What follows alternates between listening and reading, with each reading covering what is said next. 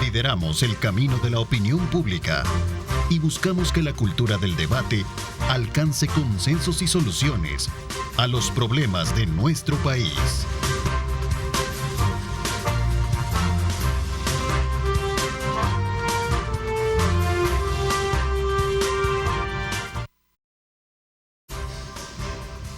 Son las 6 de la mañana con 32 minutos. Bienvenidos una vez más a una edición de su programa Diálogo 21.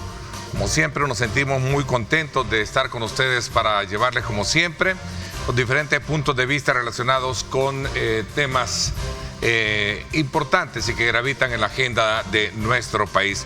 El siguiente segmento, en el cual vamos a hacer un abordaje sobre el resultado de las elecciones pasadas en nuestro país y cuáles son los aspectos desafiantes en materia legislativa y de cara a la gobernabilidad también. Para ello me acompaña acá en nuestros estudios el expresidente del Tribunal Supremo Electoral, Eugenio Chicas, a quien le doy la más cordial bienvenida. Gracias por acompañarnos, Eugenio. Ernesto, muchas gracias y muchas gracias a quien sigue en este importante programa. Gracias. Sin duda alguna, invito como siempre a nuestro público televidente para que pueda participar enviándonos sus comentarios, sus preguntas en la parte inferior de la pantalla de su televisor.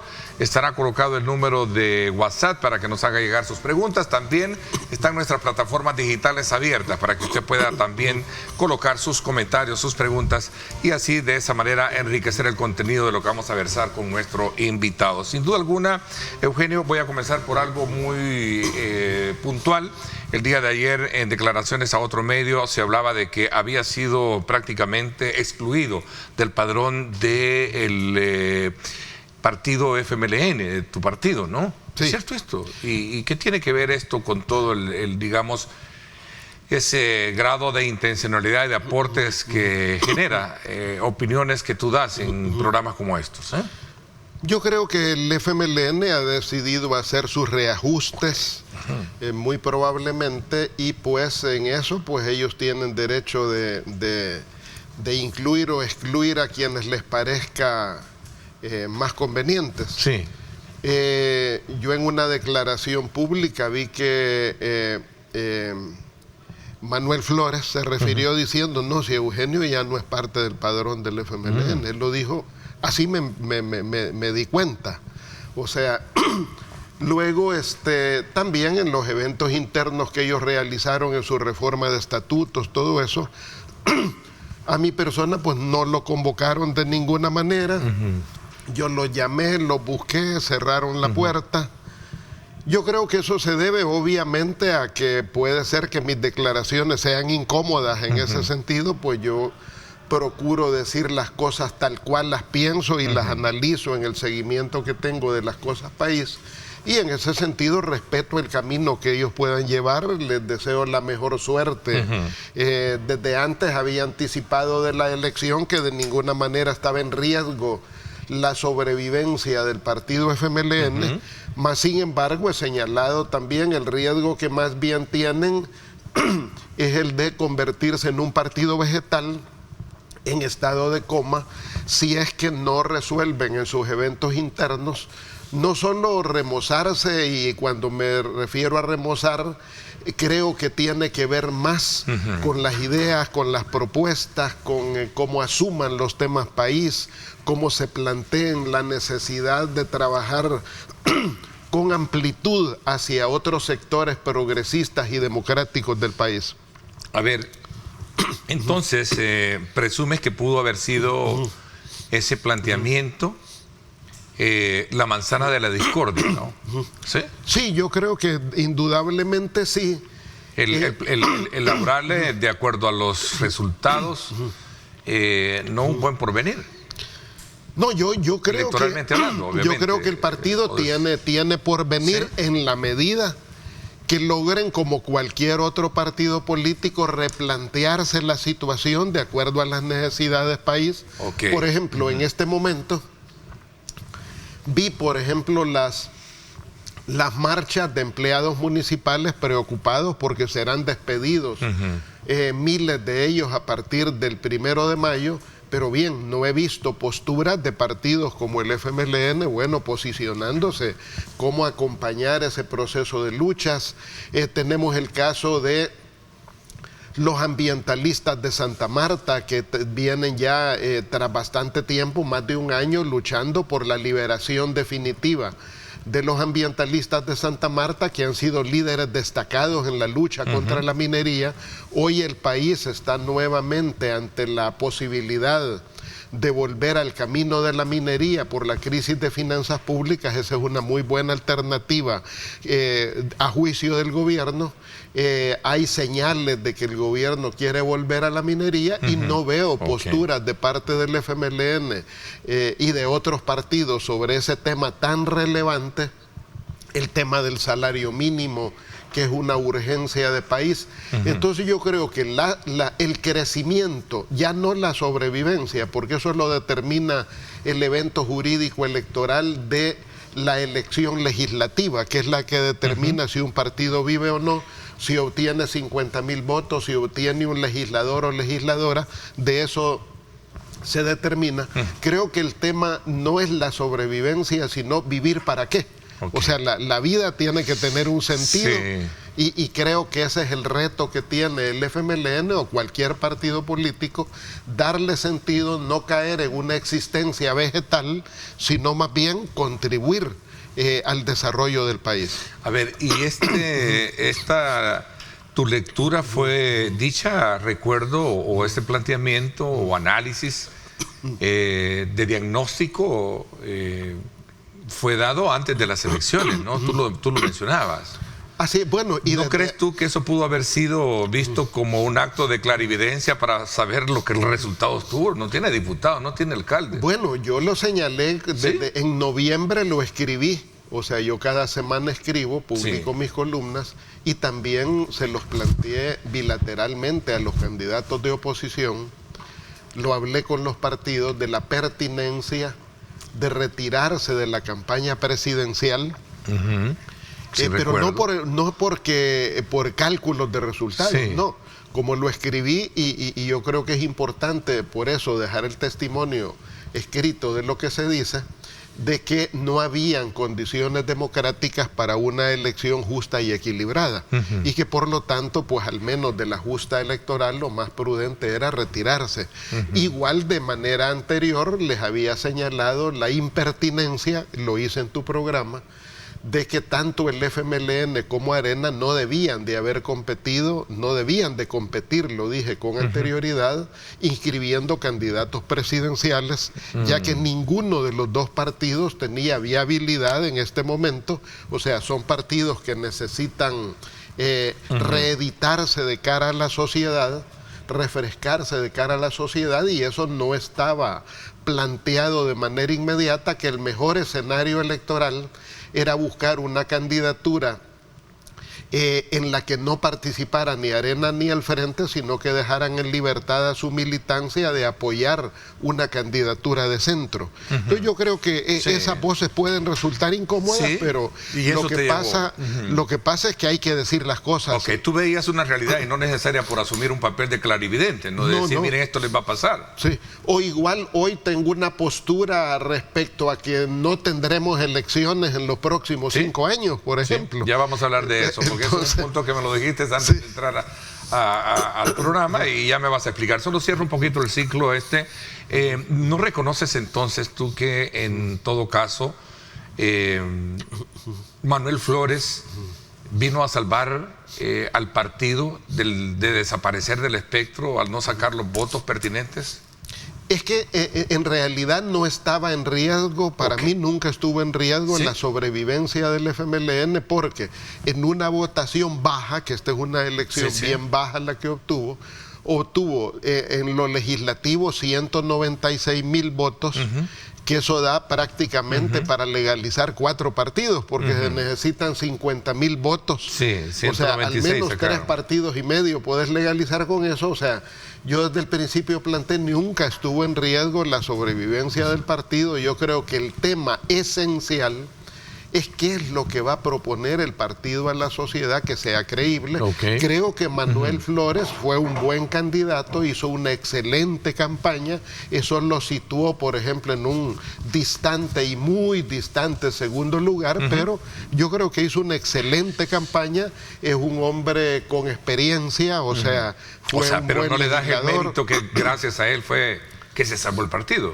Es que creo que eso no es lo que estaba en juego y yo creo que eso no debería de ser el pretexto en este momento ni la bandera reivindicativa, sino creo que el tema esencial es qué se va a proponer en estos momentos para que haya unidad en las fuerzas democráticas de oposición y qué se va a hacer de cara a los grandes temas nación, a los grandes temas país. Yo creo que eso es el tema esencial, crucial. como lo he cuestionado públicamente, por ejemplo, en los últimos 5 años, desde el 2019 para acá, yo no he visto ni de manera escrita en ningún video o en ningún audio una postura de José Luis Merino, que es la figura prominente que está atrás de la dirección del frente, de crítica hacia el gobierno de Bukele. No la he visto. O sea, absolutamente. Entonces, yo creo que ese es el tipo de temas que son relevantes y donde el FMLN debe de afinar su identidad.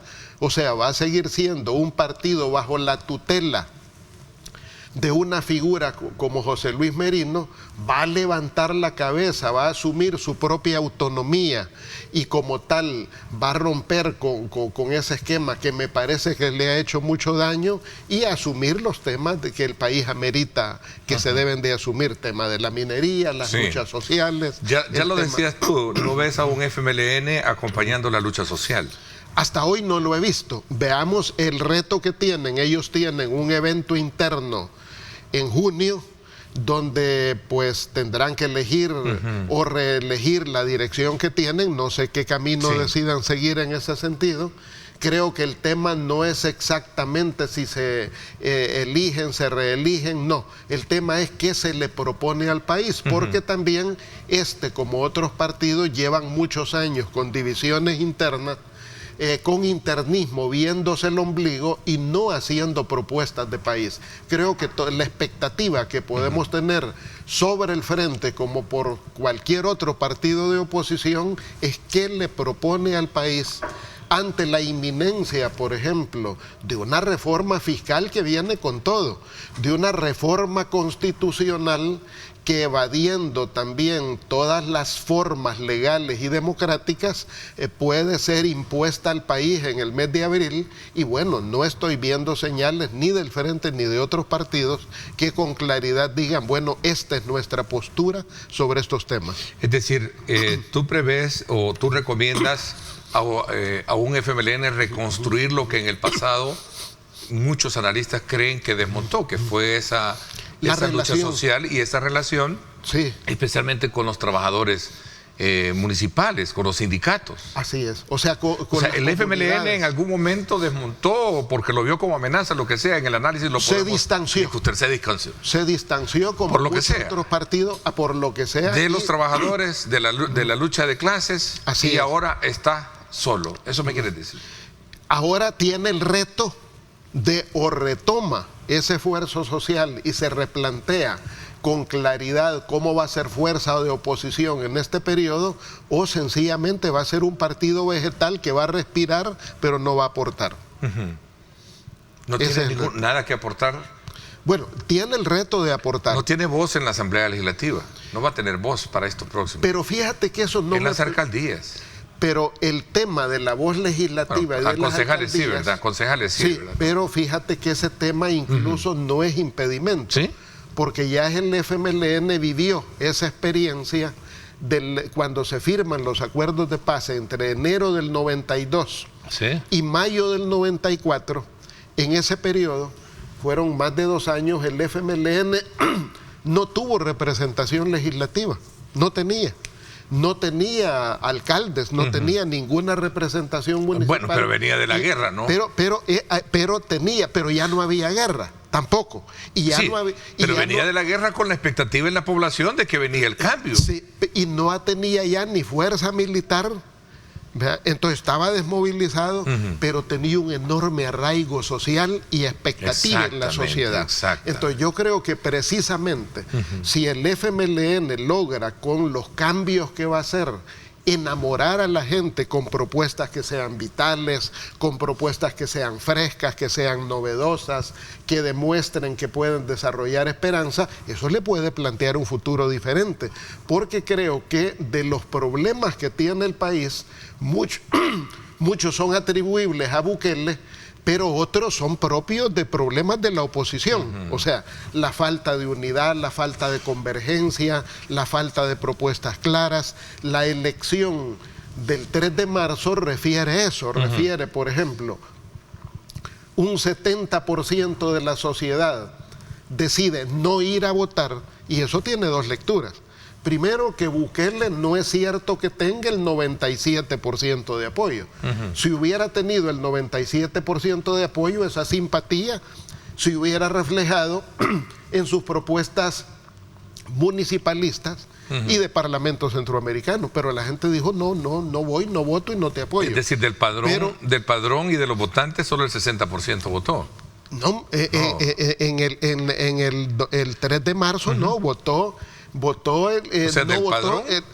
El 31%. O sea, el 69% no salió a votar, no.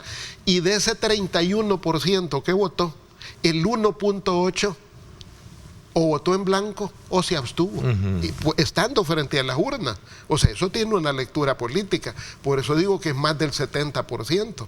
Es el 71.2% que no respaldó el proyecto de Bukele, pero que también no vio en la oposición. A eso iba.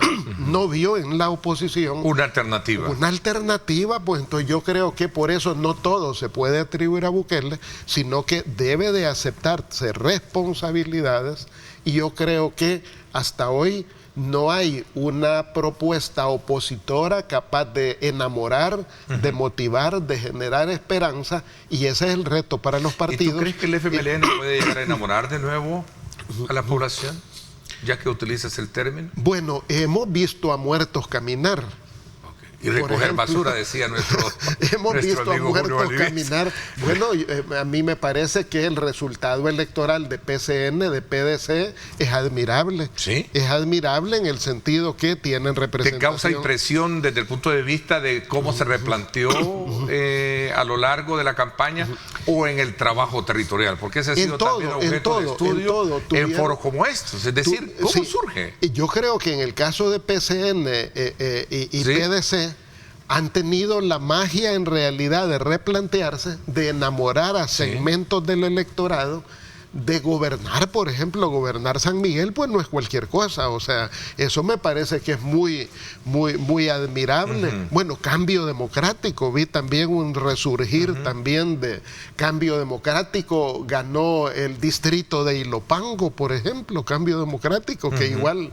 Por eso digo, pues pero perdió Soyapango, claro, pero eso ya es producto. Pero Ilopango era un bastión fuerte, ¿no? Donde estaba la figura del señor Chica. Pero eso tiene que ver con la manera mañosa en que se redujeron los municipios. Es otro escenario. Vamos a irnos a la arquitectura electoral. Apartemos un poquito, regresemos un poco a la cuando uno lee el esfuerzo de PCN, PDC, Cambio Democrático, o sea, lo que se puede ver en eso es que poder replantear las fuerzas políticas, el fenómeno de San Miguel con Democracia Cristiana es interesantísimo, me parece interesante. El reto que hoy tienen es hacer de esa confianza popular algo que valga la pena, que de veras motive a la gente, pero yo creo que en ese tipo de cosas es donde uno debe de leer. Los partidos políticos se pueden replantear. Más que leer es aprender, diría yo. Sí, o sea más que leer es aprender. Los que analizamos, leemos.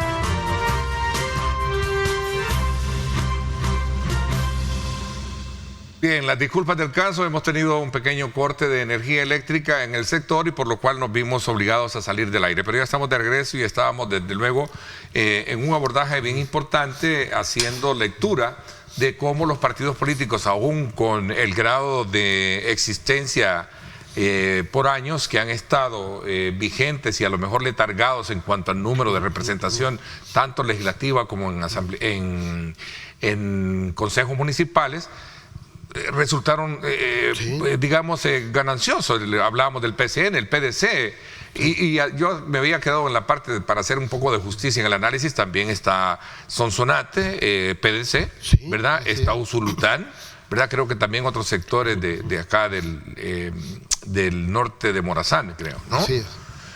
Pero alguien decía por ahí también, sumado a eso y recogiendo la experiencia del aporte que dan cuando se hizo ese abordaje, que también dio a entender de que ahora pareciera ser que ha quedado evidenciado de que el trabajo de escritorio no pega. Es el trabajo de territorio el que llega, ¿no? Yo creo que hay una dos cosas, escritorio, territorio. En lo del escritorio, lo que debe de plantear son estrategias correctas, estrategias, o sea, propuestas, diseño de políticas, pero si eso se queda en el escritorio, obviamente no va a tener repercusión política. Entonces yo creo que combinan francamente tres cosas. Primero, un buen diseño de estrategias, de políticas, de objetivos. En segundo lugar, presencia territorial. Pero en tercer lugar también figuras que sean reconocidas por la gente. El fenómeno de San Miguel, por ejemplo, todo apunta a que la figura que el profesor Carballo fue capaz de lanzar en San Miguel fue una figura que flechó al electorado. Entonces, yo creo que la política también, con la expansión de las redes sociales, la política también tiene un alto nivel de individualidad y personalismo. Entonces, no basta tener una muy buena estrategia, no basta tener un diseño de trabajo territorial, si también las propuestas no son novedosas en cuanto a las personas que la gente ve haciendo política. Entonces yo creo que la buena selección de candidaturas tiene mucho que ver en eso. Luego, por ejemplo, yo te digo, el fenómeno de Cardosa en Chalatenango es admirable. Pero él es un hombre de territorio. Así es, por eso digo. Es un hombre permanente, de trabajo permanente. Lo digo porque lo vemos desde esta Lo vemos, sí, yo me acerco a Chalatenango. Cuando vemos que él anda trabajando. Así es, por ejemplo, moviendo las desgranadoras, comunicando. O sea, no es la campaña que se realiza Reinaldo en Carballo el periodo electoral. También, a lo largo de toda su legislatura. Sí, sino que es más bien el esfuerzo que hacen de manera sostenida, permanente con la gente. Yo creo que tiene que ver con eso. Entonces, yo creo que esas son como lo que se debe de analizar, porque aquel criterio de que los mismos de siempre ya no sirven y hoy nos vamos a quedar con un partido único en este país, eso no es cierto. Sí, entiendo. Eso es consigna, porque en realidad las señales que nos está dando el sistema político es más bien la señal de que la gente está abierta a propuestas novedosas, o sea, o que incluso marcas que se creía gastadas, PCN, PDC, Cambio Democrático, se pueden reciclar, se pueden remozar. O sea, el reciclaje no solo es un concepto ambiental, también el reciclaje puede ser un concepto político electoral. Y esa es una, llamémosle así, como un abrazo de esperanza para el FMLN. ¿Quién debe conducir ahora el FMLN? Volteemos un poco la página, ¿no? ¿Quién debe entonces conducir el FMLN ahora? Bueno, ¿quién lo debe retomar? Yo creo que para mí tienen gente con capacidad. Manuel Flores, una persona con mucha capacidad. Lourdes, que es una chica... Entiendo que Lourdes va a correr por ello, ¿no? O sea, yo creo que tienen Lourdes figuras... Argueta, ¿verdad? Lourdes Argueta son buenas figuras, gente que conoce el país, que conoce el partido. Yo creo que tienen figuras. Bueno, el chino Manuel Flores demostró en una campaña adversa, sin recursos económicos, bajo un asedio y ataque permanente del sistema, que fue capaz de levantar votos, de trabajar con dignidad. Entonces yo creo que el tema, más bien, más que quién lo vaya a conducir, creo que tienen figuras, creo que hay otras propuestas. Es probable, no sé si Lourdes Palacios, he oído ese también otro nombre que podría aspirar, no sé. Pero digo, creo que el FMLN tiene una reserva de buenos cuadros, hombres y mujeres que lo pueden conducir. El tema es cómo rompe con el pasado de Alba y de José Luis Merino. Yo creo que ese es el reto, que rompa con ese pasado de Alba y José Luis Merino, pero también cómo plantee propuestas novedosas de cara a los grandes problemas del país y cómo vuelva a la relación en los territorios, consolide la relación con los sectores, movimientos sociales, pero creo que hay otra condición, Ernesto. Okay. La otra condición es que debe de superar el problema del hegemonismo, del vanguardismo. ¿Por qué?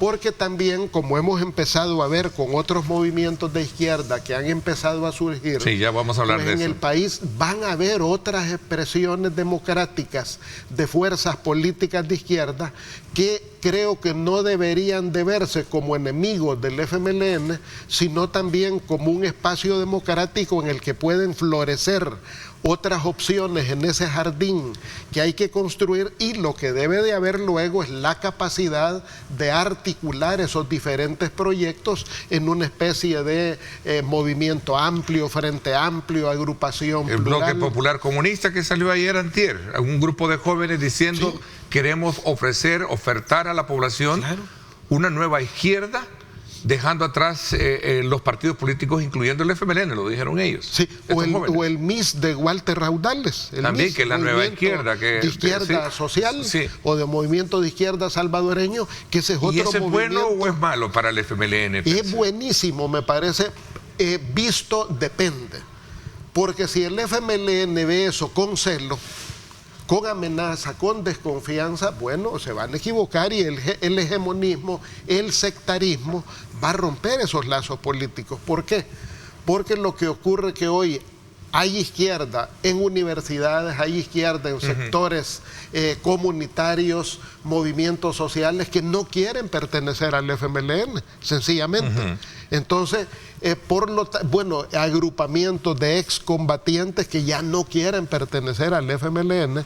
Entonces, si encuentran en otra opción una manera de participar en política, pues eso no inhibe que posteriormente haya esfuerzos de encuentro donde esos distintos movimientos, agrupamientos puedan coincidir con el FMLN en las calles, en la lucha social, en una agenda política, para avanzar en una misma dirección. Ok, voy a recurrir a esta pregunta porque tú lo has mencionado en 2 o 3 ocasiones, Eugenio, el nombre del señor José Luis Merino. ¿Él está detrás del partido? ¿Es el poder detrás del trono? Ese es el poder detrás del trono. ¿Es bueno o malo? Yo creo que es malo para el partido. ¿Por qué? Porque un partido no puede depender de una persona.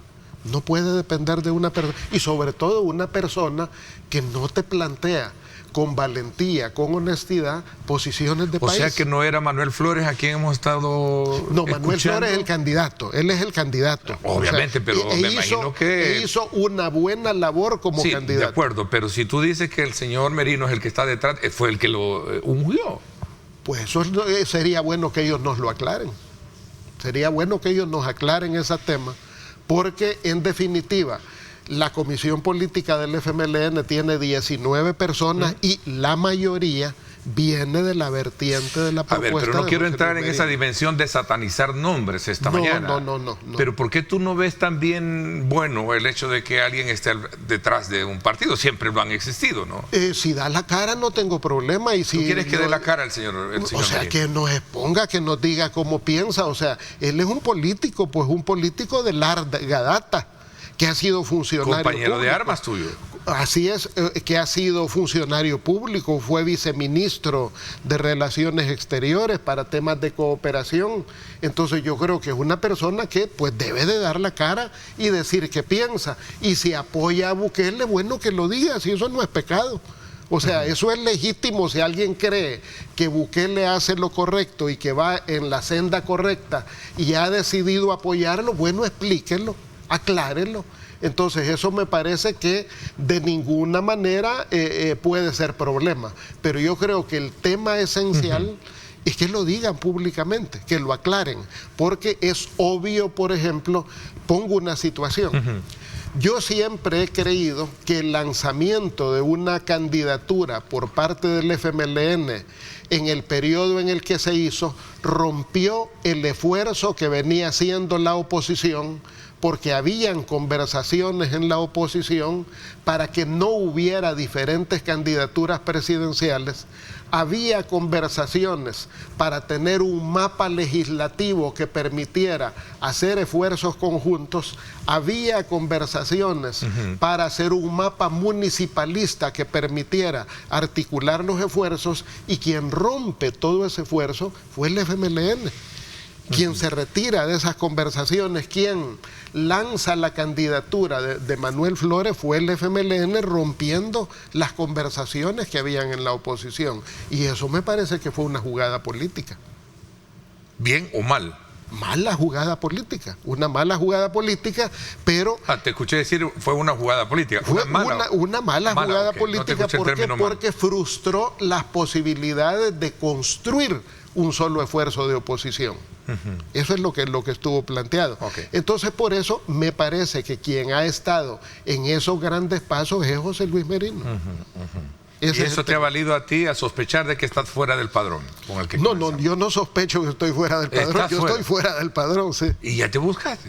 Sí, no te encontraste. Y ellos públicamente ya lo expresaron. Ok, vamos a ver. ¿Por qué? No sé, creo que a raíz del corte de la energía seguimos con nuestro bloque normal de 3. ¿Sí? Ok.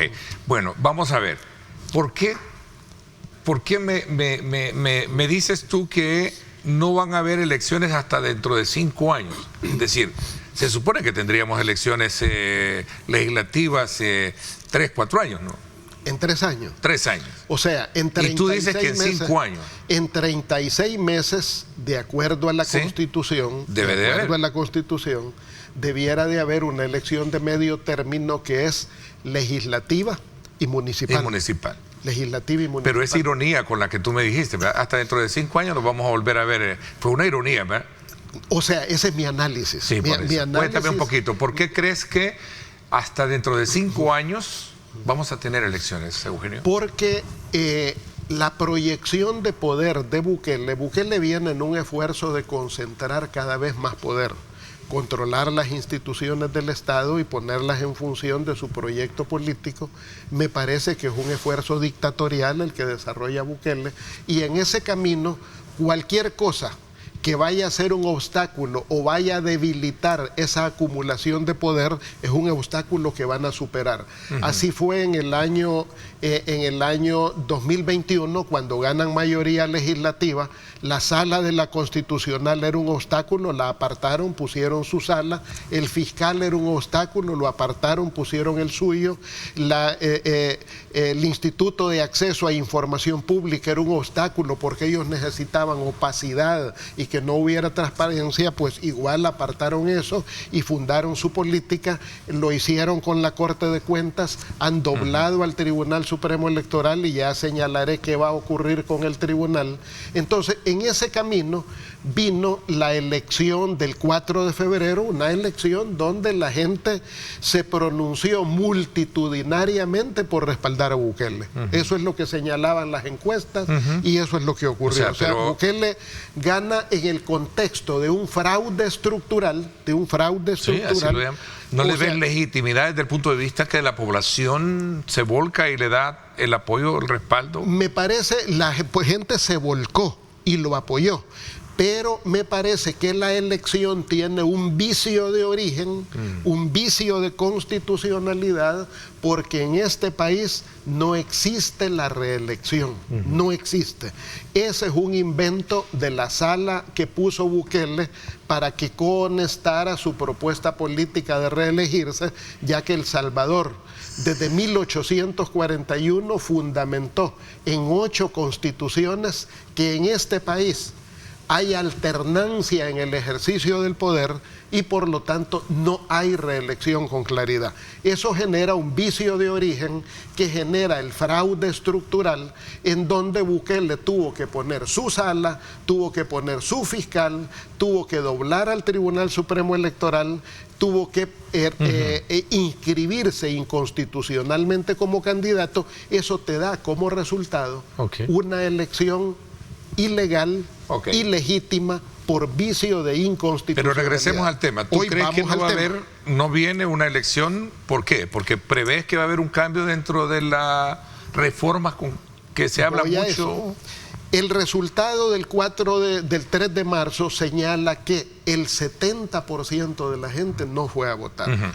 El escenario que viene para 2027 es un escenario muy grave por el tema del endeudamiento público. 2027 es un periodo muy difícil para el pago de deuda pública, del sistema de pensiones, del vencimiento de los eurobonos, y reactivar la economía en estos 36 meses está cuesta arriba también. Entonces, ese escenario político, creo que a Bukele no le conviene ir a una elección legislativa y municipalista que reedite el 3 de marzo.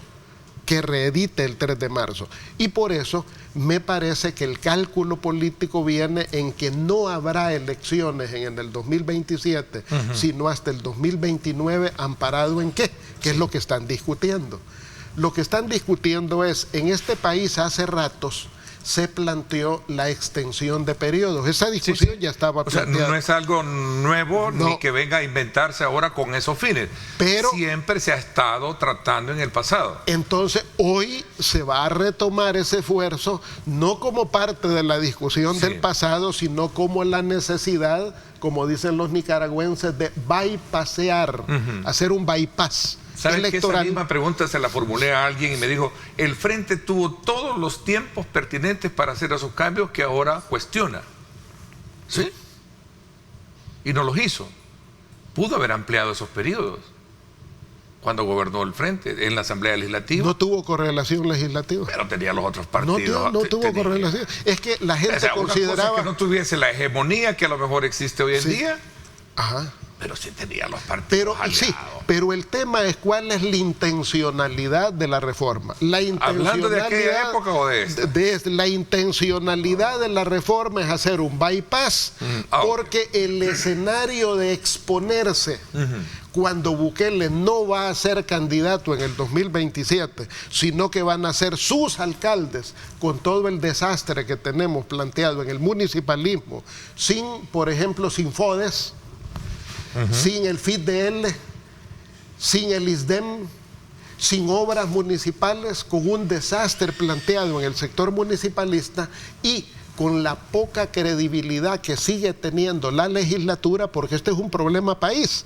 Un problema que tiene este país, que no es nuevo, no nace con Bukele, es de larga data, es la poca credibilidad, el desprestigio de la Asamblea Legislativa. Entonces, por lo tanto, una elección en el 2027 no es conveniente para Bukele y por eso van a hacer el bypass para irse hasta el 2029 y consolidar su poder político. Ese argumento que en el pasado, recuerdo muy bien y lo traigo a colación a esta mesa, era de que era necesario ampliar los periodos, especialmente de los alcaldes, ¿verdad? Porque más tardaban en llegar, ¿sí?, en adaptarse y trabajar cuando ya iban a elecciones de nuevo, ¿te recuerdas? Es más, ahora con esta complejidad de la unión que tienen de distritos, es todavía más compleja la situación. Porque no solo van a tener que ir a conocer el municipio por el cual le apostaron, sino que los 6 o 7 distritos que llevan encima, ¿no? Ajá. ¿Y cuál sería el argumento bajo esa lógica para prorrogar el mandato legislativo y no hacer elecciones legislativas? No hay. Porque el tema era municipalista. Lo que se buscaba era empalmar los periodos municipales, no el tema legislativo. ¿No recuerdas haber tenido esa discusión? Yo recuerdo que sí hubo, además en algún momento también se hablaba de los diputados. El tema era municipalista. Era municipalismo, recuerdo. Entonces vamos a ver si en ese caso, cosa que no creo, plantean la reforma solo para hacer el bypass para consejos municipales. Te entiendo hacia dónde va entonces y me responde muy bien cuál es la intención. La intención de la reforma es que Bukele no puede exponer, no va a querer exponer su poder político en una elección en la que él no es candidato, porque como dicen en Nicaragua, el que se quema con leche hasta la cuajada sopla. Entonces, por lo tanto, una elección como la del 3 de marzo, donde Bukele no es candidato y la gente tiene la posibilidad de expresarse de manera crítica, le va a dar al traste probablemente con el poder legislativo. Entendido el punto, porque voy a correr en el tiempo, ya casi se nos está yendo. ¿Tú ves un desafío en esta parte relacionada con la administración de los gobiernos municipales? Ayer yo lo conversaba, y no solo ayer, en varias ocasiones con varios alcaldes, que más allá de sentirse contentos de la administración o del triunfo electoral, ven un poco preocupante cómo van a administrar no solo un municipio, sino que 5 a lo mejor que tengan adheridos. ¿Qué piensas tú al respecto? Yo creo que la reforma municipalista adolece de un vicio de fondo, y es que mientras la humanidad, mientras el mundo, en América Latina, en Europa, en todas latitudes, va por la vía de la descentralización, el desarrollo local y la transferencia de más recursos a las municipalidades, en El Salvador Bukele va en una ruta inversa, concentrando más poder, quitándole recursos a las municipalidades para concentrarlo en el Ejecutivo, y eso no va con las necesidades que está planteando el desarrollo en términos universales. O sea, la ruta que hay es en todo el mundo es fortalecer los gobiernos locales, darles más recursos. En El Salvador, por ejemplo, ¿qué ha ocurrido? Este gobierno disolvió el FIDL, el Fondo de Inversión Social para el Desarrollo Local, que era el que planteaba las estrategias para el desarrollo territorial. Disolvió el ISDEM, el Instituto Salvadoreño de Desarrollo Municipal, que era el que formaba las estructuras municipales, trabajó en las microrregiones, se volaron, redujeron del 10% al 1.5% el FODES. Entonces vamos en una ruta inversa. Entonces yo creo que esta reforma es una muy mala reforma, porque concentra mucho poder en el Ejecutivo y ha dejado desprovista de funciones, de recursos, de institucionalidad a los gobiernos municipales. O sea, no creo que eso dé buen resultado. Además, es una reforma que para aterrizar necesita al menos 12 años. 12 años, ¿por qué? Porque serían 3 periodos de gestión donde se acomoden las estructuras, pero ¿con qué recursos van a poder hacer eso? O sea, se hace una reforma en periodo de vacas flacas, es como que te pongas a cambiar el techo de la vivienda en invierno. En pleno invierno. Bueno, por cierto, esta semana un poco improvisada, pero la ley como salió, recuerdas que no teníamos capital según la ley. Y se tuvo que reformar para dejar en claro que San Salvador era... Es que eso está ocurriendo. Y eso surge a partir de una aclaración que nosotros expusimos el pasado viernes en el programa de análisis político de los viernes, donde dejamos en claro la ley y veíamos que no teníamos capital. Es que la ley no estuvo bien hecha. Por ejemplo, la ley no permitió la participación de comures. Por ejemplo, esa ley tuvo que abrirse a quienes saben más de municipalismo que los alcaldes. Bueno, he visto en programas recientemente muy buenas opiniones de don Marco Funes, que fue alcalde de Olocuilta, un hombre que sabe mucho de municipalismo, y dije, bueno, ahí hay buenas opiniones. Bueno, doña Milagro Navas, con sus 30 años de experiencia, ¿cómo no podía una figura de esa naturaleza participar en la reforma? Pero no se tomó en cuenta a las ONGs que han venido, a la cooperación internacional, la cooperación italiana, GTZ, por ejemplo, los alemanes han apoyado mucho, y este país siempre estuvo abierto a que técnicos, expertos, especialistas le contribuyan. España, que tanto nos ha ayudado, nos ha acompañado en el desarrollo local, yo creo que perfectamente la legislatura se tuvo que haber abierto a una experticia internacional, a una experticia local, esperar a tener el censo de población de este año. O sea, es elemental tener la base técnica del censo de población para poder determinar. ¿Por qué? Porque eso te determina el censo, no solo pesos poblacionales, sino desarrollos económicos, para poder determinar aquí es más conveniente que esté la rectoría. Con esa lectura analítica a futuro que tú le planteas, yo un poco la parafaseé con el término de no ocupar el papel de un clarividente, no para decir lo que viene.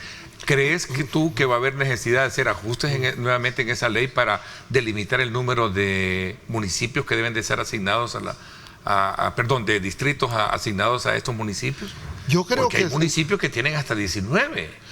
Pero distritos. no solo, así es, pero también hay un problema de rango de inconstitucionalidad en esa norma. ¿Sí? Y eso tiene que ver con la representatividad, y eso es un tema constitucional. Ojo, por ejemplo, el ejemplo que hablábamos de Ilopango, por ejemplo, en Ilopango como distrito se te da el fenómeno de que el actual alcalde de Ilopango, el señor Chicas, se candidateó para la región. Y en Ilopango, que es donde él gobierna actualmente, abrumadoramente perdió la elección, abrumadoramente. Y sin embargo, ese pueblo de Ilopango se lo va a tener que soplar como alcalde durante un periodo más. O sea, eso cuestiona el principio constitucional de representatividad. Okay. Te pongo el otro caso, el de mi municipio, Suchitoto. Suchitoto ganó el FMLN, lo ganó el FMLN, no ganó Nuevas Ideas, pero como te ganó la periferia, Suchitoto, la gente se va a tener que soplar un gobierno municipal por el que no votó. Ese es un problema constitucional de representatividad. O sea, la figura de representatividad está muy bien definida y plasmada y categorizada en la Constitución. Claro, al violarse... O te pongo otro caso de representatividad que está planteado y es un error constitucional en esta elección, haber cogido los electores del exterior y haberlos depositado, vaciado en San Salvador, y eso tiene un problema constitucional de representatividad. ¿Por qué? Porque un migueleño, ¿por qué no legítimamente se le va a respetar su derecho de votar por los legisladores de su territorio, a quienes conoce de San Miguel, o los chalatecos, lo de Chalatenango, pero han cogido sus votos y los han depositado en un departamento sin preguntarle al elector? Eso viola el principio constitucional de representatividad. El tiempo se me fue, me quedo con el sabor todavía de querer seguir conociendo lecturas importantes como las que hemos tenido. No examinamos el trabajo del Tribunal Supremo Electoral, que creo que me hubiese gustado también abordarlo, pero creo que habrá más tiempo por delante para hacerlo. Gracias por habernos acompañado. Muchas gracias, Ernesto. Te agradezco muchísimo. Me queda bastante desde tu perspectiva clara, nuevas rutas de análisis que podemos recoger para futuras entrevistas. Muchísimas gracias. Nos vamos a la pausa, 7:22. Quédese con nosotros.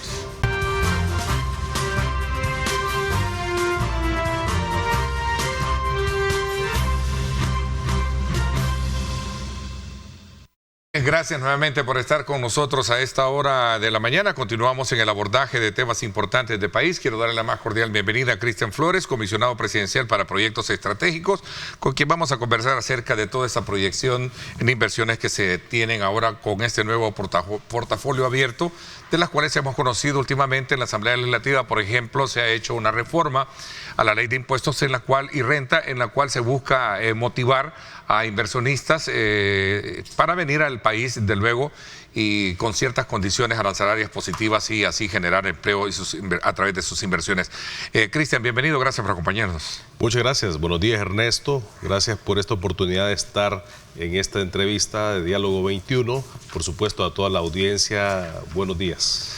Gracias. Sin duda alguna, el tema de la apuesta es muy estratégica del gobierno cuando abre ese portafolio de incentivos para todos aquellos capitales que deseen hacer sus inversiones en el país. Es fundamental entender cómo funciona la economía de un país. ¿Sí? Primero que nada, todos los inversionistas, todos los grandes proyectos a nivel privado son los que hacen que circule la economía y, por supuesto, generan empleos. Pero no hay inversión si no existen las condiciones adecuadas del mayor facilitador, que es el gobierno. Desde el gobierno del presidente Bukele hemos visto una característica muy peculiar en facilitar los procesos, en vencer la burocracia, en derrotar la tramitología y hacer procesos más expeditos.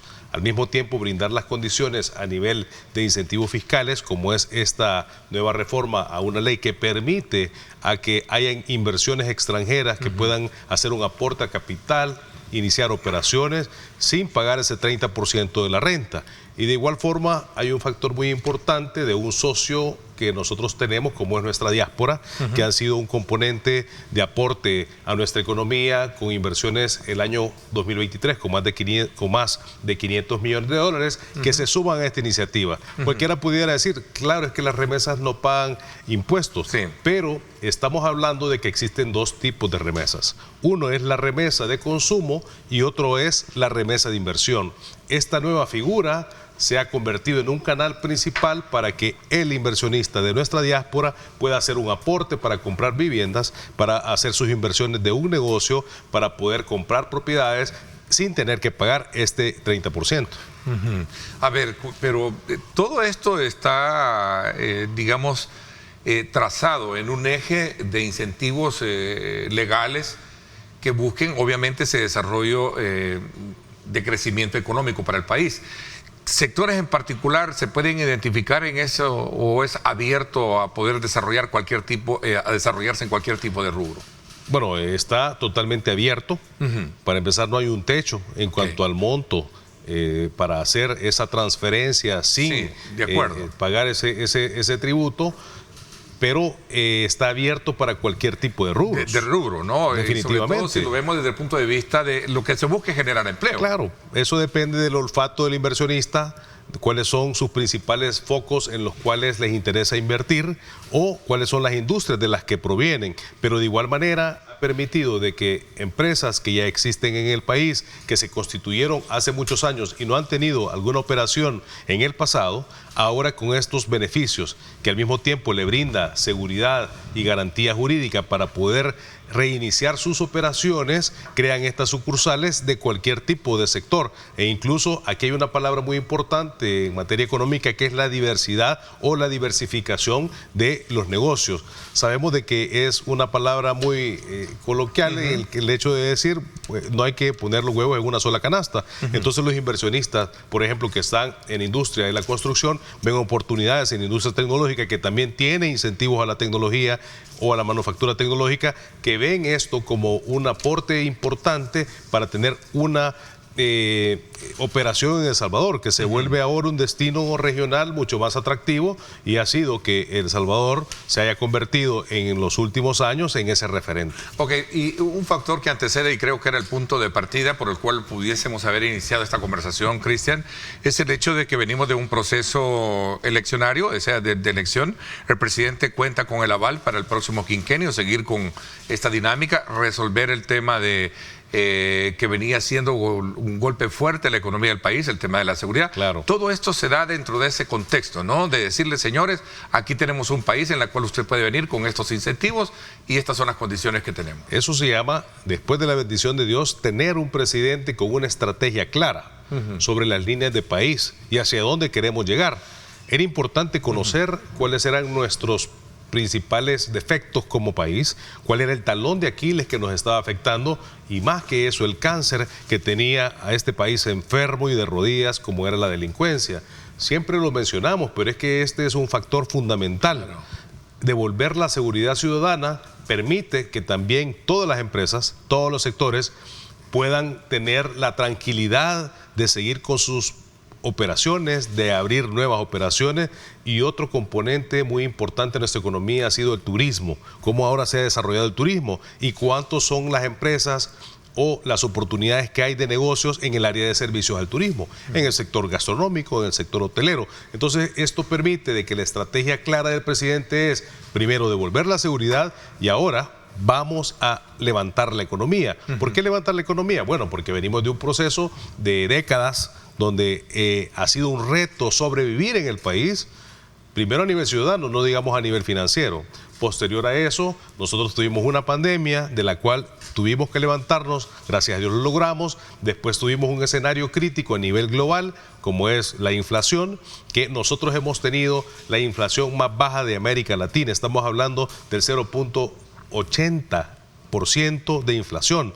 Eso es un referente muy importante y a nivel mundial estamos en el puesto 14. Entonces estos elementos, combatir la inflación, recuperarnos de la crisis del COVID-19, recuperar y devolver el territorio a la ciudadanía que estaba secuestrada por la delincuencia, permite de que El Salvador sea un territorio fértil para las inversiones locales y también extranjeras. ¿Es esto la respuesta que en algún momento el gobierno escuchó a partir de los sondeos que se generaron en el contexto de una elección pasada, donde la población expresaba de que ya no era la inseguridad el principal problema, sino el tema de resolver la parte económica, que tú no sé si logras recordar un poco, la mayoría de encuestas te colocaban el principal problema de los salvadoreños es el problema económico. Entonces hay que apostarle al tema económico. Si lo hicimos, decía el presidente, y creo que ese fue el punto de partida por el cual en su momento vi que llegó la ministra de Economía a pedir prórroga para mantener precios importantes de incentivos y evitar que el grado de inflación siguiera impactando en nuestro medio.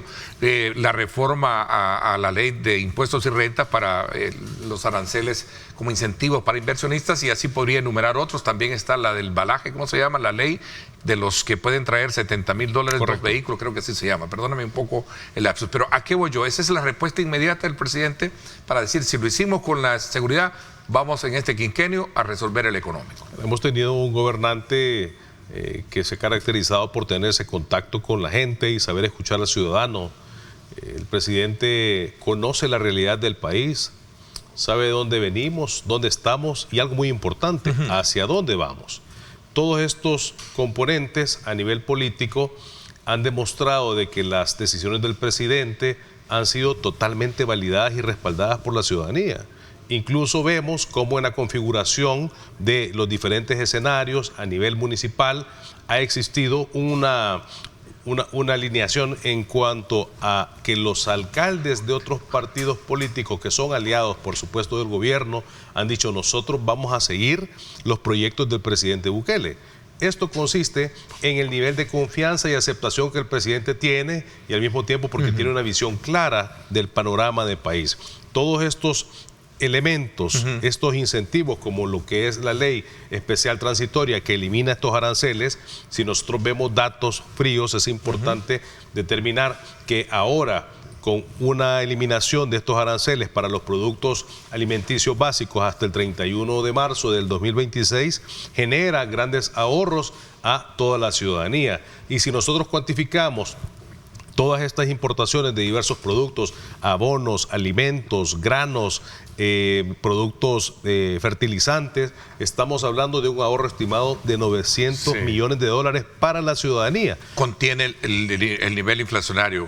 Por supuesto. En gran parte, ¿no? Por supuesto. Entonces, estas son herramientas, recordemos las 11 medidas que se tomaron, 10 instituciones trabajando para lograr esto, el Ministerio de Economía, el Ministerio de Hacienda, la Defensoría del Consumidor, un trabajo articulado para que el salvadoreño tenga un nivel de economía mejor. Y el presidente siempre ha dicho, nosotros tenemos que ser como gobierno un facilitador para que el pueblo salvadoreño tenga esta generación de riqueza. Entonces, estos factores, después de vencer la seguridad, es un compromiso, es un reto, y el presidente lo ha manifestado y ha sido claro, no solo con el equipo de trabajo, no solo con los funcionarios que estamos hasta el día de hoy, sino que por supuesto es un compromiso con la economía.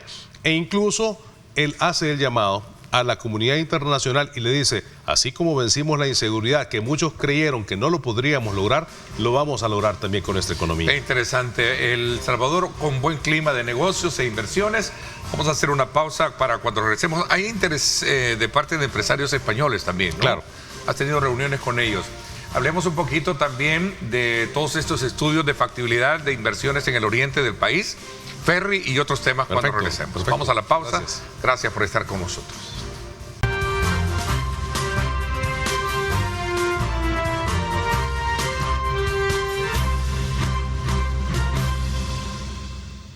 Bien, gracias nuevamente por estar con nosotros. Estamos desde esta perspectiva con el comisionado presidencial para proyectos estratégicos, Cristian Flores, haciendo una evaluación sobre cómo el país está siendo puesto o colocado bajo la versión oficial como un escenario con buen clima de negocios e inversiones a partir de los incentivos de los cuales ya hablamos. Hay una pregunta ahí interesante relacionada incluso con el tema del vamos a ver con el tema del ferry. Creo que si no me equivoco ahí estaba.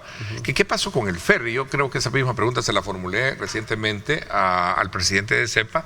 Ahí dice, buenos días Ernesto, el ferry entre Costa Rica y El Salvador fracasó. La pregunta para el comisionado de proyectos estratégicos es, ¿qué alternativa queda ahora? ¿No? Cuéntame un poquito. Sí, bueno, el presidente de CEPA fue claro y bastante amplio a la hora de responder esa pregunta el día de ayer en tu programa y por supuesto en otro medio hace 2 días. Considero de que nosotros como gobierno de El Salvador hemos cumplido con las condiciones de la reactivación de este puerto en el área del ferry. Hicimos todas las inversiones, fue una promesa cumplida y se brindaron todas las facilitaciones necesarias para que el proyecto iniciara operaciones. Dentro de eso hubo apertura a diferentes gremiales que podrían incorporarse a este gran beneficio. Cualquier empresario que disminuye sus tiempos de desplazamiento de sus cargas ve esto como una oportunidad. Si bien es cierto, Costa Rica tuvo ciertos problemas porque ya no estaba el presidente del Puerto Calderas vigente a nivel administrativo, genera un problema. Además de eso tenía otros problemas de adecuación para que pudiese cargar y descargar el ferry en el tiempo indicado. Nosotros como país pusimos todas las condiciones. Ahora bien, el operador pues hizo este esfuerzo e hizo su análisis para poder proyectarse y se abrió al mercado. Sin embargo, este no es un proyecto fracasado de ninguna manera. Nosotros hemos cumplido y esta oportunidad sigue latente, sigue vigente. ¿Sí? Y si bien es cierto, con Costa Rica ya existe esta homologación, también tenemos otras propuestas de parte de Panamá. Me dijo el que habían otros intereses, habían otras empresas interesadas también de Panamá. Los problemas y el issue del nivel del canal de Panamá, tener esta oportunidad para poder facilitar el comercio, de repente hay un problema en la frontera, se cierran las fronteras con Nicaragua, se cierran estas fronteras. ¿Dónde está esta gran oportunidad? Entonces, de igual manera, como este es una gremial muy grande, en cuanto al tema logístico, hay navieras, hay operadores de carga, hay diferentes sectores que están muy interesados. Estamos hablando de que hay propuestas de diferentes empresas, las cuales nosotros estamos analizando. Nosotros, tal cual como gobierno, reitero, esta visión se materializó, se cumplieron las condiciones. Entonces, en este proceso hay análisis ya financieros para que haya empresas que lo puedan operar y reactivar esta ruta o crear una ruta nueva. Reitero, nosotros como país estamos listos y ha sido una prioridad reactivar este puerto. Este puerto, creo que no es un secreto, Ernesto, como nosotros vimos que hace muchos años se construyó un proyecto fracasado y nosotros le podríamos llamar a este otro monumento a la corrupción, porque sabían que las condiciones no eran idóneas para que el puerto estuviera precisamente en ese lugar, cuando habían otros lugares con hasta 30 metros o 18 metros de batimetría para poder tener el canal. Entonces, a los problemas que generaron para crear esa corrupción, ¿qué es lo que heredaron a este gobierno? Buscar las soluciones al problema, y el presidente ha sido muy proactivo, ha dicho vamos a buscar estas soluciones, las hemos venido trabajando, estamos trabajando para iniciar muy pronto en el dragado de este canal, en tener un centro de distribución regional en el puerto de la Unión y poderlo activar a nivel de logística y de carga y estar listos. Y este componente también lleva otro elemento como es el astillero y reactivar. Sacar esta pregunta porque hablan de seguridad jurídica. ¿Quién va a creer o quién va a invertir en un país que no tiene seguridad jurídica? Bueno, esta pregunta, él da por sentado que no hay seguridad jurídica. Pregunta, ¿existen condiciones de seguridad jurídica en el país para poder garantizar inversiones como tal? Por supuesto, cada día se abren más empresas, cada día vienen más inversionistas extranjeros. Nosotros tenemos esto, siempre este termómetro muy bien medido con todos los inversionistas internacionales, con las mismas gremiales, con todos estos incentivos económicos de los cuales estamos hablando. Hay oportunidades para que las empresas puedan incluso iniciar sus operaciones en menor tiempo posible. Hemos facilitado todos los procesos a través de un solo paso, a través de una ventanilla única. Aquí hay un libre mercado. Hemos derrotado muchos monopolios que antes tenían secuestrado los capitales de diversas industrias y de diversos sectores. Entonces, esto es una demostración de que existen garantías jurídicas. Y si hablamos con los inversionistas, por ejemplo, tú mencionabas algo muy importante. Nosotros tenemos como un principal aliado estratégico países como Corea del Sur. Entonces, Corea del Sur, hemos visto cómo hay crecimiento en nuestro país. Las exportaciones en los últimos 7 años subieron de 2.000 millones de dólares a 4.000 millones de dólares el año pasado. Entonces esto queda demostrado de que hay condiciones para poder crecer económicamente. Aliados como España, hemos tenido la visita de empresas grandes, de grupos muy importantes que han estado en el país, que han realizado inversiones de 1.000 millones de dólares en el país. Y es el mismo que me habla casi, Corea está interesado en el tema del astillero, entiendo, ¿no? Bueno, Corea ha iniciado ya un estudio final de factibilidad para poder echar a andar este proyecto del astillero. Y tenemos empresas coreanas, tenemos empresas de Asia, tenemos empresas norteamericanas y también empresas de Europa que quieren operar el puerto de la Unión y por supuesto quieren operar este astillero. Entonces, como gobierno, nosotros estamos claros en que las condiciones jurídicas son importantes y son aquí en El Salvador una realidad. Tal cual es el caso que nosotros hemos tenido en la región, somos el país con procesos de asocios público-privados más eficientes. Tenemos la terminal de carga del aeropuerto Monseñor Romero, donde ahí está la primera APP, y de igual forma estos proyectos como es la ampliación del puerto de Acajutla, la operación del puerto de la Unión, el proyecto del puerto del aeropuerto, del Pacífico, se trata de buscar estas alternativas con sociedades de economía mixta. Entonces brinda las condiciones. Dice, ¿cuál es la cantidad exacta de inversión extranjera en este periodo? Sí, hemos tenido mucha inversión.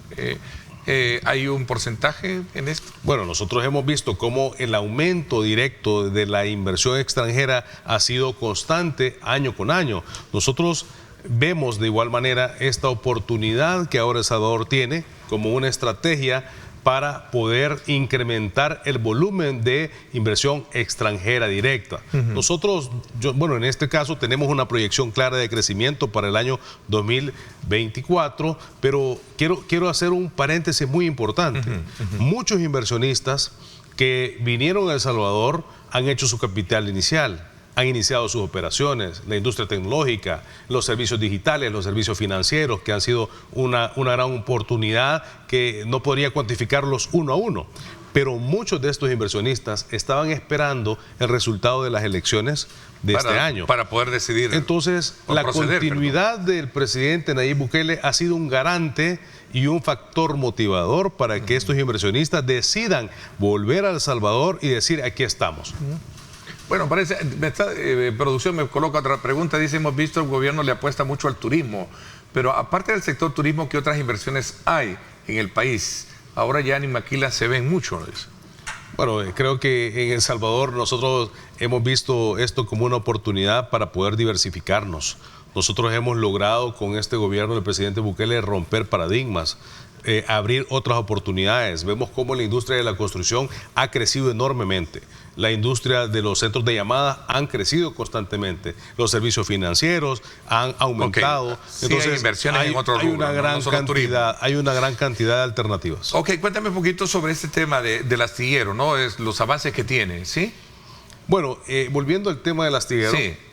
Nosotros hemos trabajado este proyecto con el presidente de CEPA y con otras instituciones desde la pandemia. Primero fue un reto y retomamos esto. Hay estudios de factibilidad que se realizaron en años anteriores, pero era el momento de retomar el proyecto y esta empresa de ingeniería coreana, una de las más grandes del mundo, pues ha iniciado estos trabajos para poder tener ya el estudio final. Ya esto es un proceso, tienen 2 semanas en el país para poder evaluar toda la parte de las áreas portuarias y extraportuarias que tenemos para ver la zona donde podría realizarse la construcción de este astillero. Tenemos una lista de diferentes operadores que están interesados y nosotros en paralelo tenemos esta inversión de $1 millón que ha sido facilitada de igual manera por el BCIE para poder tener este estudio que es el complemento que hacía falta para poder arrancar las inversiones en este rubro de los astilleros. Y si vemos el gran potencial, Ernesto, que tenemos, son 5.000 buques que pasan por esa zona durante todo el año, que tienen diferentes rutas. Entonces, cuando esta empresa ha evaluado las condiciones del puerto, las condiciones del país, el tema del recurso o el talento humano, hemos ya facilitado a ellos una cartera y un directorio de 120 empresas que brindan diferentes servicios para esta industria, que es una oportunidad de la cual ellos se han llevado la sorpresa. Y de igual forma, en el sector de educación, todas las diversas ingenierías, arquitecturas, especializaciones y áreas técnicas ya tienen en sus manos más de 3.000 perfiles de profesionales graduados en el año 2022 que pueden ser parte de este encadenamiento productivo. A ver, ¿hay una buena concatenación de esfuerzo y coordinación con gremiales empresariales? Por supuesto. Para poder de alguna manera vender este portafolio. Claro, de oportunidades de inversión. Sí, las gremiales nacionales han tenido siempre de parte de este gobierno las puertas abiertas. Hay diferentes instituciones que han sido este enlace, desde la Secretaría de Comercio e Inversiones, el Ministerio de Economía, Invest in El Salvador, que eso también es otro elemento, otro componente que brinda este acercamiento y esta apertura. Nuestra oficina también tiene ese contacto. Entonces, algo muy interesante de este gobierno es que hemos trabajado de manera articulada.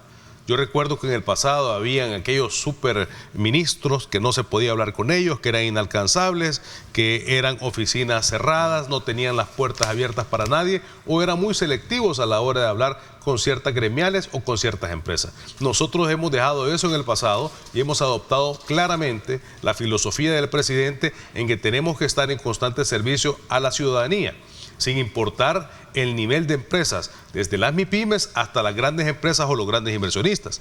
El apoyo al capital nacional ha sido muy importante. Hemos visto cómo incluso la recaudación tributaria ha aumentado en este año. ¿Por qué? Porque todos los sectores a nivel comercial y empresarial ven que sus impuestos y sus tributos están traducidos en obras y obras palpables. De igual manera, los inversionistas extranjeros y otros inversionistas ven cómo el país se va modernizando, se va digitalizando y tenemos una infraestructura rodoviaria y de servicios públicos de primer nivel. Cuéntame un poquito sobre estas reuniones y del interés que hay de empresarios españoles también, ¿no? Perfecto. Al país. Voy a hacer una pausa, la última, 7:53, regresamos.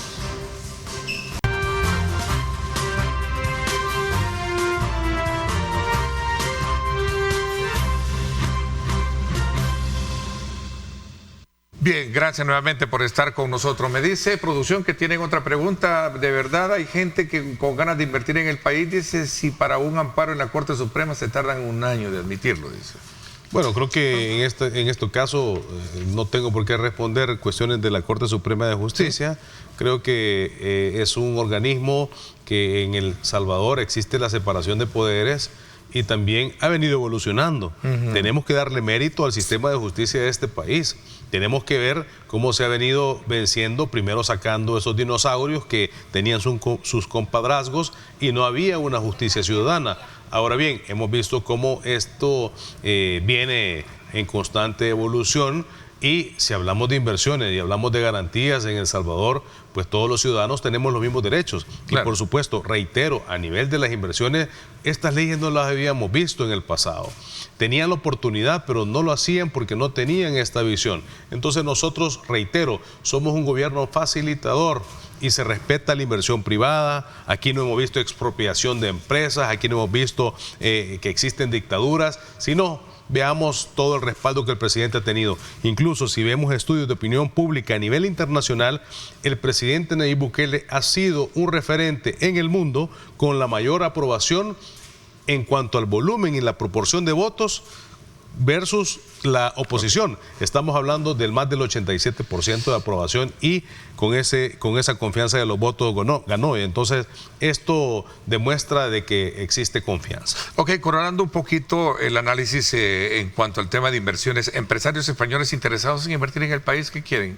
Bueno, dentro de todos los proyectos que nosotros vemos, estas relaciones diplomáticas a través de nuestras diferentes embajadas que tenemos, así como la Embajada de Corea, hemos visto cómo han incrementado las exportaciones. Es el principal país, Corea del Sur, al cual nosotros exportamos. Hemos visto cómo la producción y la exportación del café ha incrementado a diferentes países del mundo. Vemos cómo también existen otros países interesados en iniciar operaciones. Es el caso de España. España, primero que nada, hemos tenido acercamientos con la Oficina de Comercio Exterior de parte de ellos y con nuestro amigo, el señor embajador de La Morena, que también ha sido un principal aliado para nosotros de diversos países de Europa. Pues vemos cómo España ha tenido este interés. Hay grupos de talla mundial, como decía, Grupo Cobra, que es la empresa de construcción más grande del mundo. Nosotros vemos como ellos tienen un nivel de facturación mundial. Sí. También está el Grupo Acciona. Tenemos oficinas, por ejemplo, como grupos Celosa, Siving, Enerland, Inginex, Numus. Todos estos están en diferentes rubros. Primero querían conocer cuáles eran los proyectos de país, cuáles eran los proyectos de infraestructura y también conocer la ley de activos digitales, conocer también cuáles eran las leyes de incentivos para poder ellos mover sus operaciones. Habían otras que habían iniciado operaciones hace 25 años, pero no habían podido realizar ningún tipo de negocio. Ahora se ha reactivado y vemos cómo de igual manera tenemos un apoyo para estas empresas de parte del BEI, que es el Banco Europeo de Inversiones, de 8.000 millones de dólares, donde España es el cuarto, que aporta al capital de esta fuente de financiamiento, que han dicho El Salvador es un destino seguro para invertir. Entonces, contar con este capital ha generado que de igual forma tengan ya, reitero, 1.000 millones de dólares en inversiones. Y también, como parte de este equipo de 12 empresas españolas, le acompañó la Cámara de Comercio Española y también AECID, que también es la sociedad de la Asociación de Cooperación. Entonces, han visto con buenos ojos. Entonces, por supuesto, incluso de parte de la cooperación hay 117 millones de dólares disponibles para diferentes proyectos. Bueno, tanto es así que también, por cierto, hay un grupo de inversionistas turcos, digamos, para poder invertir en el puerto de Acajutla y La Unión, según entiendo, ¿no? Bueno, lo hablaba ayer hay diferentes interesados. El presidente de CEPA, ¿no? Sí, hay diferentes interesados en conocer nuestros proyectos y ser parte de ellos. Nosotros estamos casados con uno en específico porque tenemos diferentes oportunidades. Lo que sí bien es cierto, hacer del conocimiento de la ciudadanía, es que de parte del presidente se tomarán las decisiones correctas con la mejor oportunidad que tenga para beneficio de los salvadoreños en empleabilidad y que genere también ingresos para el Estado, que eso es fundamental para nosotros. Sí, hablaba ayer precisamente en este programa de Gilport Holding, que es una división de un grupo empresarial de Turquía, por cierto, ¿no? No, sí, hemos hablado con diferentes países, con Turquía, con Corea del Sur. Estamos evaluando cuáles son las mejores oportunidades que hayan para todos. Ok, el tiempo se me fue. Cristian, gracias por habernos acompañado. Un placer, muchas gracias por la invitación. Que Dios los bendiga a todos y feliz día. Por supuesto, para actualizarnos muy bien de toda la actividad económica y de promoción de inversiones en nuestro país. Gracias por mi parte, esto es todo por hoy. Pásenla bien y como siempre recuerden lo más importante, amar a Dios sobre todas las cosas. Lideramos el camino de la opinión pública y buscamos que la cultura del debate alcance consensos y soluciones a los problemas de nuestro país.